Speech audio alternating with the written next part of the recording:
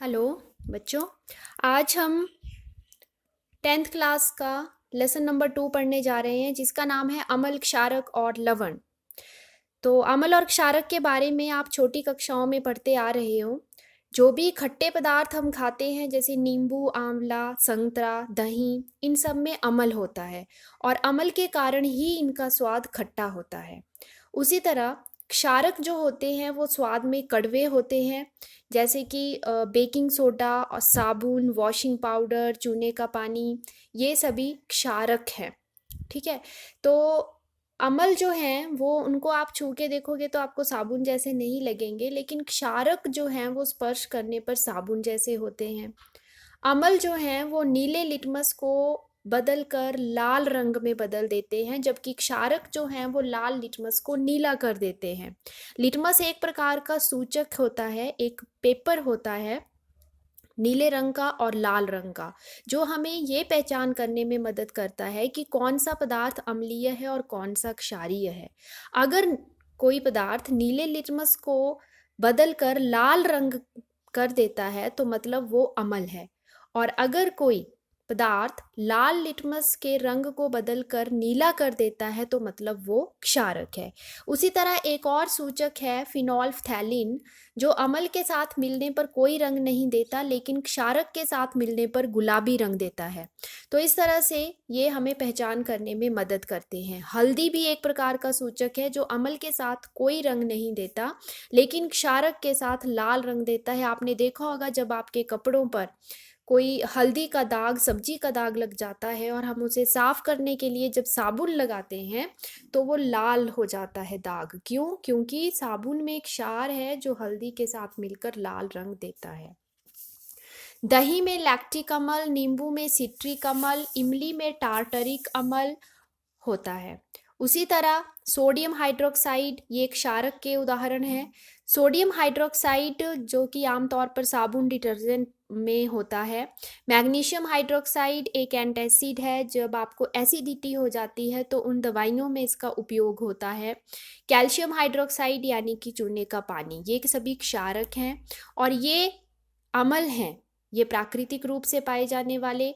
और लैब में जो हम ज़्यादातर अम्ल यूज़ करते हैं, हाइड्रोक्लोरिक अम्ल, नाइट्रिक अम्ल और सल्फ्यूरिक अम्ल और एसिटिक अम्ल। अब हम कैसे पहचान करेंगे कि कौन सा पदार्थ अम्ल है और कौन सा क्षारीय? बिना चखे अगर हमें पहचान करनी है तो उसके लिए कुछ विशेष पदार्थ होते हैं जो उनको पहचानने में मदद करते हैं, उन्हें हम सूचक कहते हैं। वो प्राकृतिक भी हो सकते हैं या संश्लेषित। प्राकृतिक जो प्रकृति में पाए जाते हैं, जैसे लाइकेन पौधे से मिलने वाला लिटमस एक सूचक है जो अम्ल और क्षारक को पहचानने में मदद करता है, जैसे कि मैंने आपको पहले बताया। हल्दी भी प्राकृतिक सूचक और लाल पत्ता गोभी भी प्राकृतिक सूचक है। संश्लेषित सूचक हैं फिनोल्फ्थैलिन और मिथाइल ऑरेंज, जो अम्ल और क्षारक के साथ अलग अलग रंग देते हैं। उसी तरह कुछ पदार्थ ऐसे होते हैं जिनकी गंध बदल जाती है, अम्ल के साथ कुछ और गंध, क्षारक के साथ कुछ और गंध देते हैं। उन्हें हम कहते हैं गंधीय सूचक, जैसे कि प्याज और लौंग का तेल। उसके बाद आता है कि अम्ल और क्षारक की कुछ अभिक्रियाएं हम पढ़ेंगे। तो सबसे पहले अम्ल और क्षारक धातु के साथ कैसे अभिक्रिया करते हैं। तो आपने एक जनरल सी इक्वेशन पहले याद रखनी है। अगर आपको ये इक्वेशन याद है तो इसको देख के आप कोई भी अभिक्रिया बना सकते हो। तो आपने याद रखना है कि जब भी कोई अम्ल किसी भी धातु के साथ मिलता है तो लवण और हाइड्रोजन गैस निकलती है। हाइड्रोजन गैस निकलती है, ये बात यहाँ पे याद रखनी है। चाहे कोई भी अम्ल हो, नाइट्रिक अम्ल, सल्फ्यूरिक अम्ल, हाइड्रोक्लोरिक अम्ल और कोई भी धातु हो, आयरन, जिंक, कॉपर, सभी में लवण बनेगा और हाइड्रोजन गैस निकलेगी। ठीक है। तो हम यहाँ पर उदाहरण लेते हैं, जैसे सल्फ्यूरिक अम्ल और जिंक धातु हमने डाली तो क्या होगा जिंक धातु सल्फ्यूरिक अम्ल में से हाइड्रोजन को विस्थापित कर देगी, तो हाइड्रोजन गैस यहाँ पर अलग हो जाएगी और जिंक खुद सल्फेट के साथ मिलकर बना देगा जिंक सल्फेट। उसी प्रकार अगर हम सल्फ्यूरिक अम्ल की जगह हाइड्रोक्लोरिक अम्ल लें और जिंक की जगह आयरन धातु लें तो आयरन धातु हाइड्रोजन को विस्थापित कर देगी और बना देगी आयरन क्लोराइड। लेकिन क्षारक जो हैं वो इस अभिक्रिया को नहीं दर्शाते। ज्यादातर क्षारक धातु के साथ अभिक्रिया नहीं करते। सेकंड हमारी आती है धातु कार्बोनेट और धातु हाइड्रोजन कार्बोनेट के साथ अम्ल कैसे अभिक्रिया करते हैं। धातु कार्बोनेट जैसे कोई भी धातु ले लो उसका कार्बोनेट, जैसे sodium carbonate, calcium carbonate, potassium carbonate, या हाइड्रोजन कार्बोनेट जैसे sodium hydrogen carbonate, calcium hydrogen carbonate. ठीक है, तो जब हम किसी भी कार्बोनेट या हाइड्रोजन कार्बोनेट में अम्ल डालेंगे तो क्या होगा, लवण बनेगा plus CO2 carbon dioxide gas यहाँ पे निकलेगी। ये बात आपने याद रखनी है। तो जर्नल इक्वेशन आप याद कर लो, एग्जाम्पल आप बना सकते हो। जैसे हमने कार्बोनेट यहाँ पे ले लिया सोडियम का, सोडियम कार्बोनेट Na2CO3 प्लस अम्ल हमने यहाँ पे ले लिया हाइड्रोक्लोरिक अम्ल चेंज टू, तो इन दोनों ने आपस में मिलके बना दिया सोडियम क्लोराइड जो कि एक लवण है, प्लस वाटर भी बनेगा इसमें और plus CO2 carbon dioxide gas निकलेगी। उसी तरह हम अब हाइड्रोजन कार्बोनेट के साथ करें अगर यही अभिक्रिया तो भी हमें सेम प्रोडक्ट मिलेंगे, NaCl लवण प्लस वाटर प्लस CO2। तो यहाँ पर इम्पॉर्टेंट है CO2 गैस निकलती है इस अभिक्रिया में, ये आपने याद रखना है। तीसरी हमारे पास अभिक्रिया आती है अम्ल और क्षारक आपस में ही अगर हम दोनों को मिला दे तो क्या होगा। किसी अम्ल और क्षारक को मिक्स कर दिया तो क्या होगा। जब भी कोई अम्ल किसी क्षारक के साथ मिलाया जाता है तो लवण बनते हैं प्लस जल। लवण जैसे कि यहाँ पे NaCl सोडियम क्लोराइड बन रहा है। ठीक है, तो यहाँ पर उदाहरण हम अम्ल ले लेते हैं हाइड्रोक्लोरिक अम्ल प्लस सोडियम हाइड्रोक्साइड, तो दोनों को मिलाया तो हमारे पास सफेद रंग का लवण बना सोडियम क्लोराइड प्लस जल। अब इसको इस अभिक्रिया को कहते हैं उदासीनीकरण अभिक्रिया। अब इस अभिक्रिया को उदासीनीकरण क्यों कहते हैं, क्यों ऐसा नाम दिया गया, इसे समझने के लिए एक एक्टिविटी है। हमने एक टेस्ट ट्यूब ली, उसमें हमने एक क्षारक लिया सोडियम हाइड्रोक्साइड। ठीक है, अब उस क्षारक में हमने कुछ बूंदें डाली फिनोल्फथैलीन सूचक की। तो आप देखोगे कि जैसे ही हमने क्षारक में फिनोल्फथैलीन डाला उसका रंग हो गया गुलाबी। मैंने आपको शुरू में बताया था कि क्षारक जो है वो फिनोल्फथैलीन के साथ गुलाबी रंग देते हैं, ये गुलाबी हो गया। ठीक है, अब उसके बाद हमने इस गुलाबी घोल में कुछ हाइड्रोक्लोरिक अम्ल की बूंदें डाली, तो जैसे ही हमने अम्ल डाला आप देखोगे गुलाबी रंग गायब हो गया। ठीक है, लेकिन दोबारा जब हमने सोडियम हाइड्रोक्साइड क्षार डाला तो फिर से गुलाबी रंग आ गया। इसका मतलब क्या हुआ कि जब गुलाबी रंग तो आ गया यहाँ सोडियम हाइड्रोक्साइड में, लेकिन जब हमने अम्ल डाला तो अम्ल ने उस क्षारक के प्रभाव को खत्म कर दिया, तभी रंग चला गया, गुलाबी रंग चला गया। ठीक है, लेकिन जब दोबारा हमने क्षार डाला तो क्षार ने उस अम्ल के प्रभाव को खत्म कर दिया जो हमने पहले डाला था। मतलब दोनों एक दूसरे के प्रभाव को खत्म कर रहे हैं। अम्ल और क्षारक यूं समझ लीजिए कि एक दूसरे के दुश्मन है। ठीक है, तो जहां अम्ल रहेगा वहां क्षार नहीं रहेगा, जहां क्षार रहेगा वहां अम्ल नहीं रहेगा। तो अम्ल और क्षारक क्योंकि एक दूसरे के साथ मिलकर उनके प्रभाव को खत्म कर रहे हैं, एक दूसरे को उदासीन कर दे रहे हैं, इसीलिए इसको उदासीनीकरण अभिक्रिया कहते हैं।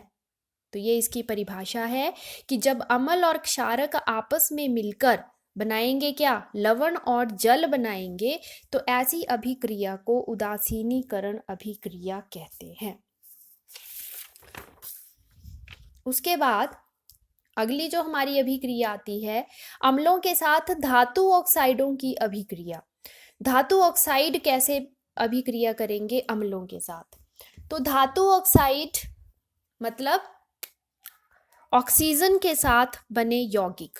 किसी भी धातु के ऑक्सीजन के साथ, जैसे sodium oxide, copper oxide, magnesium oxide, calcium oxide. तो जब भी ये ऑक्साइड किसी अम्ल के साथ अभिक्रिया करेंगे, जब भी ये ऑक्साइड किसी अम्ल के साथ अभिक्रिया करेंगे तो बनाएंगे लवण प्लस जल। जैसे कि कॉपर ऑक्साइड प्लस हाइड्रोक्लोरिक अम्ल change to copper chloride plus जल। तो यहाँ पर कॉपर क्लोरीन के साथ मिलके कॉपर क्लोराइड बनाता है और H2O यहाँ पे बन जाता है। तो धातु ऑक्साइड लवण और जल बनाते हैं। लेकिन यहाँ पर आप देख रहे हैं कि यही अभिक्रिया हमने पीछे पढ़ी उदासीनीकरण अभिक्रिया में भी क्षार और अम्ल मिलके लवण और जल बनाते हैं। यहाँ हमने क्षार की जगह धातु ऑक्साइड लिख दिया, अम्ल वैसे ही रहा, तो भी लवण और जल बन रहे हैं। मतलब ये कि अगर उदासीनीकरण अभिक्रिया में क्षारक जो है वो जल के साथ अम्ल के साथ मिलकर लवण और जल बनाते हैं, तो हम कह सकते हैं कि जो धातु ऑक्साइड है वो क्षारक का काम कर रहे हैं, उनकी प्रकृति क्षारीय है, तभी वो अम्ल के साथ मिलके लवण और जल बना रहे हैं। जैसे पिछली रिएक्शन में क्षारक कर रहे थे वही काम कॉपर ऑक्साइड कर रहा है। तो यानी कि हम ये कह सकते हैं कि जो भी धातु ऑक्साइड होते हैं वो किस प्रकृति के होते हैं, क्षारीय प्रकृति के होते हैं। ठीक है, उसी प्रकार क्षारक के साथ अधातु ऑक्साइड कैसे अभिक्रिया करेंगे।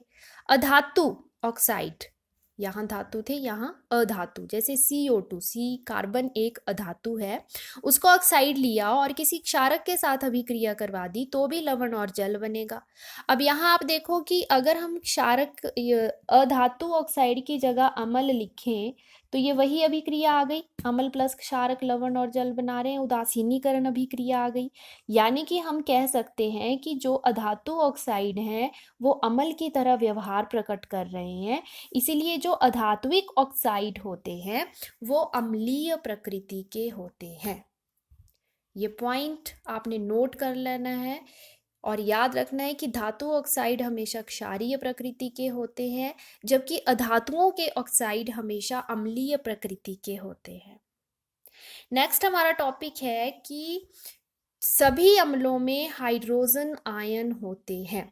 आप हाइड्रोक्लोरिक अम्ल लो, जब वो टूटेगा आयनीकृत होगा तो वो hydrogen ion plus chloride ion. Nitric अम्ल में भी हाइड्रोजन आयन, H2SO4 में भी हाइड्रोजन आयन। ठीक है, तो यानी कि जिन पदार्थों में हाइड्रोजन आयन होते हैं उनको हम अम्ल कह सकते हैं। यानी कि कोई भी अम्ल है उसकी जो अम्लीय प्रकृति होती है वो हाइड्रोजन आयन के कारण ही होती है। सभी अम्लों में हाइड्रोजन आयन होते हैं। ठीक है, तो इसके लिए एक एक्सपेरिमेंट है। यहाँ पर ये हमने एक बीकर लिया और उसमें अम्ल का जलीय विलयन डाला, अम्ल को जल में मिक्स करके डाला, 2 कीलें लगाई जो इलेक्ट्रोड का काम करेंगी, बैटरी से कनेक्ट करके एक बल्ब से जोड़ दिया। ठीक है, जैसे ही हम स्विच ऑन करेंगे बल्ब जलने लगेगा। क्यों जलने लगेगा? क्योंकि यहाँ पर जो अम्ल है वो टूट जाएंगे और हाइड्रोजन आयन उत्पन्न करेंगे। अब इन हाइड्रोजन आयन्स के कारण ही विद्युत का एक स्थान से दूसरे स्थान तक परिवहन होता है, विद्युत धारा चलती है जिसके कारण बल्ब जलता है। तो विद्युत का चालन तभी होगा जब हाइड्रोजन आयन उत्पन्न होंगे, और हाइड्रोजन आयन तभी उत्पन्न हुए जब यहाँ पर अम्ल था। अम्ल जब जल के साथ मिलेगा तो हाइड्रोजन आयन उत्पन्न करेगा, तो बल्ब जल रहा है इसीलिए, मतलब वहाँ पे कहीं ना कहीं आयन उत्पन्न हो रहे हैं। तो इससे ये प्रूव होता है कि अम्लों में हाइड्रोजन आयन होते हैं। अब इसी अम्ल की जगह अगर हम बीकर में ग्लूकोज लें या अल्कोहल ले लें तो बल्ब नहीं जलेगा। क्यों? क्योंकि ग्लूकोज और अल्कोहल में हाइड्रोजन आयन उत्पन्न करने की क्षमता नहीं होती, वो अम्ल की तरह जल में हाइड्रोजन आयन उत्पन्न नहीं करेंगे, तो विद्युत का चालन भी नहीं होगा और बल्ब नहीं जलेगा। तो ये क्वेश्चन आता है कई बार कि आप कैसे सिद्ध करोगे कि अम्ल विद्युत का चालन करते हैं लेकिन ग्लूकोज और अल्कोहल नहीं करते, तो ये उसका आंसर है। उसके बाद अम्ल जो है वो केवल जल में ही टूटकर हाइड्रोजन आयन बनाते हैं। ठीक है, मतलब अम्ल को टूटने के लिए, हाइड्रोजन आयन बनाने के लिए जल चाहिए किसी न किसी रूप में।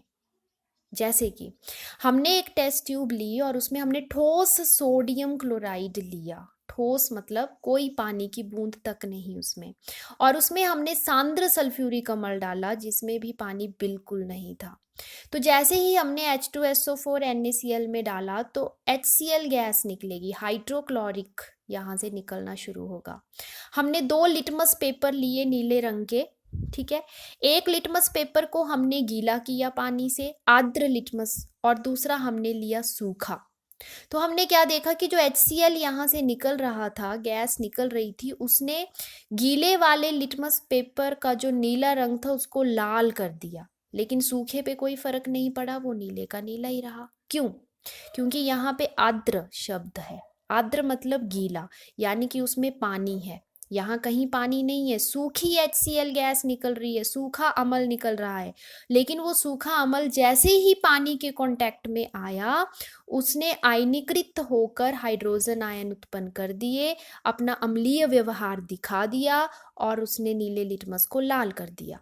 लेकिन क्योंकि ये सूखा लिटमस पेपर है, इसमें पानी नहीं है, यहाँ भी पानी नहीं है, सूखी HCl गैस आई तो उसका आयनीकरण नहीं हुआ, हाइड्रोजन आयन यहाँ पर नहीं बने, तो अम्लीय व्यवहार शो नहीं हुआ और वो पत्थर नीला ही रह गया, वो लाल में नहीं बदलेगा।